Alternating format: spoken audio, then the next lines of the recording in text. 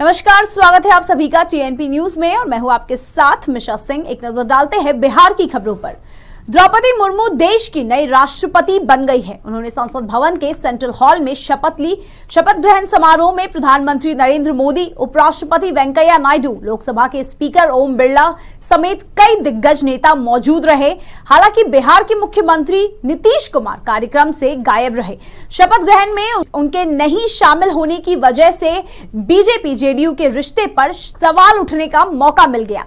RJD के उपाध्यक्ष शिवानंद तिवारी ने कहा कि बीजेपी और जेडीयू में क्या चल रहा समझ में नहीं आता है। मुख्यमंत्री नीतीश कुमार अब बीजेपी के साथ पहले की तरह सहज नहीं रहे। उन्होंने कहा कि शपथ ग्रहण में नहीं शामिल होने की वजह तो वही दोनों जानते हैं। प्रदेश में चल रही राजनीतिक खींचतान के बीच आरसीपी सिंह को सीएम बनाने के नारे लगे, जिसके बाद से राज्य में राजनीति गर्मा गई।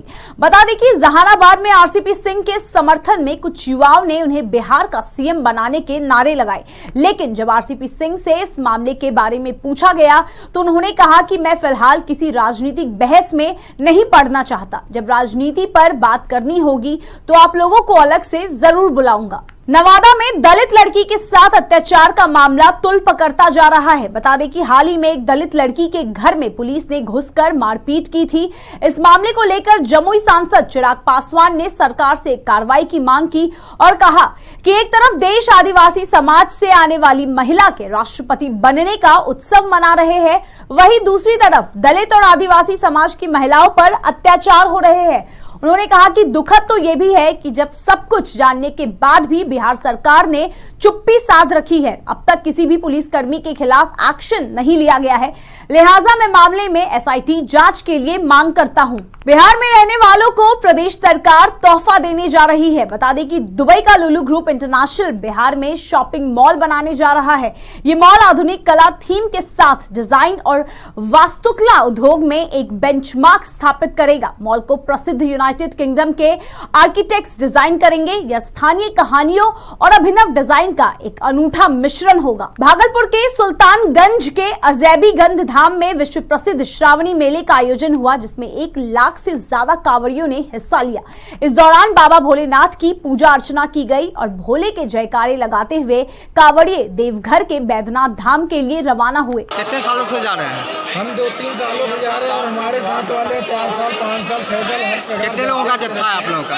हम लोग 250 दूसरे जा रहे हैं और बाकी हमारे साथी लोग 4-5-6 साल जो जितने मतलब पुराने हो गए हैं उतने जा रहे हैं।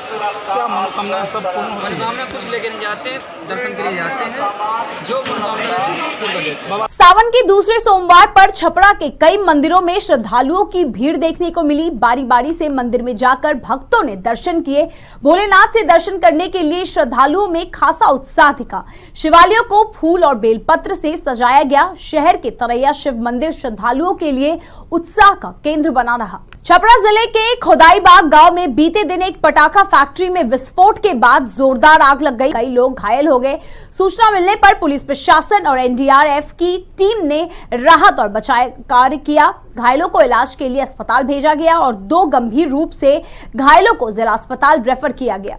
उस खुदाईबाग वाले मामले में जो अभी तक जांच की गई है उसके अनुसार जो है प्रदर्श वगैरह का कलेक्शन करके एफएसएल की टीम उसको सैंपलिंग कर ली है और उसको हम लोग जांच के लिए भेज रहे हैं। अभी तक जो चीज़ें सामने आई है उसमें यही आई है कि वो लोग जो घर था उसी घर से घर में रहते भी थे और अपना जो व्यवसाय भी करते थे, जिसमें कि साइकिल वगैरह का भी स्टोर था उसमें और परचून का भी दुकान था। और इसी के आड़ में जो है चोरी छिपे जो है पटाखा बनाते भी थे और बेचते भी थे और जो स्थानीय बारात वगैरह होता है उसमें जाते भी थे। तो इसके अतिरिक्त और कोई बात सामने नहीं आई है, परंतु उस परिवार के अधिकतर सदस्य जो थे जो उसमें रह रहे थे और उसकी मृत्यु 5 लोगों की हो गई है और बाकी जो जख्मी थे उनकी इलाज हो रही है। उसमें अभी हम छपरा के खुदाईबाग में हैं, जहां पे कल रविवार को यहां पे बम विस्फोट हो जाने के बाद पूरी तरह से ये 2 मंजिला जो मकान था पूरी तरह से क्षतिग्रस्त हो गया। आप साफ तौर पर देख सकते हैं कि ये उसके बाद जो मलबे में दबे हुए थे उसको जेसीबी के माध्यम से निकाला गया और काफ़ी पुलिस बल की भी तैनाती की गई थी कि किसी प्रकार की कोई और अनहोनी ना हो। उसको लेकर फायर ब्रिगेड से लेकर तमाम आला अधिकारी आकर यहाँ पे अपने तरह से इस चीज़ को जांच कर रहे थे। और इस विषय में हम बात करेंगे, यहाँ के घर वाले के एक सदस्य हैं, उनसे बात करेंगे कि क्या ये कैसी घटना घटी और क्या जानकारी मिली। क्या जानकारी मिली आपको ये घटना के विषय में? कि हमको तो जानकारी यही मिली कि कुछ ब्लास्ट हो गया है, तो हम सुन के आए सिवान से यहाँ पर, तो देखें कि रेस्क्यू टीम लगा हुआ है, जेसीबी सब अपना काम कर रही है। कितने लोगों की मौत हुई है? 5 लोगों की मौत हुई है। कैसे घटना घटी सर? घटना तो अब हम लोग घर पर थे, एक बेग आवाज़ फुरफुरा उठा, घर पूरा मैंने बुझा के धरती हिल गया। हम लोग बाहर निकले, देखे क्या हुआ, तो लोग भगदड़ मचा। हम लोग वहाँ से आए, देखे भाई आवाज़ कर रहे हैं, अब लोग भाग दौड़ कर रहा है। उसके बाद प्रशासन आया, अब देखा कि भाई इसी हुआ है। कोई कह रहा कि गैस हो रहा, कोई का मसाला हो रहा, क्या हो रहा, अब वही से हुआ है। ये लोग पटाखे के काम कितना दिन से कर रहे हैं? पटाखा का काम तो ये इतनी होता है, छठ काम होता है, बात लोग करते हैं। कहते हैं कि 5 लोगों की इस बम ब्लास्ट में मौत हो गई, लेकिन सबसे बड़ी सवाल ये है कि पुलिस के आड़ में इतने बड़े पैमाने पे बम का यहाँ पे निर्माण किया जा रहा था, उसका मिनी फैक्ट्री कहा जाए तो वो था। आप साहब ये देखिए, ये जो तस्वीर आपको दिख रहा है, यहाँ पे बड़े एक इमारत थे 2 मंजिला, और पूरी तरह से ये क्षतिग्रस्त हो गया। और ये बम ब्लास्ट हुआ तो इसके बगल वाले भी मकान का जो हिस्सा था उसको भी तहस नहस कर दिया, तोड़ फोड़ कर दिया। और यही कारण रहा कि यहाँ पे जो बस्ती है खुदाई बाग, यहाँ पे काफ़ी संख्या में घरों में बम का निर्माण किया जाता है। और पुलिस प्रशासन जब ये ऐसी घटना घटती है तभी इस पर ध्यान देते हैं और इसकी जांच करते हैं। कैमरा पर्सन अजीत के साथ मैं चंदन कुमार चंचल, TNP न्यूज छपरा। कटिहार के अहमदाबाद क्षेत्र में बूढ़ी मां की पूजा का आयोजन किया गया। इस दौरान प्रखंड से एक भव्य कलश शोभा यात्रा निकाली गई, जिसमें 251 कन्याओं और महिलाओं ने भाग लिया। इस कलश यात्रा में शामिल महिलाओं ने महानंदा नदी से अपने अपने कलशों में जल भरा और इलाके के विभिन्न मार्गों और मंदिरों का भ्रमण करते हुए आयोजन स्थल पर पहुंची। और हम लोग पूरा ग्रामवासी पूरा कर रहे हैं, और पूरा जितना हम लोग का ये है मंदिर है, पूरा मंदिर में हम लोग पूजा किए हैं। और हम लोग अपना बोला हुआ मंदिर से और राधा कृष्ण से स्थापना किए और मुलिया टोला से हर वर्ष बूढ़ी माता का प्रोग्राम किया जाता है और शांतिपूर्वक है।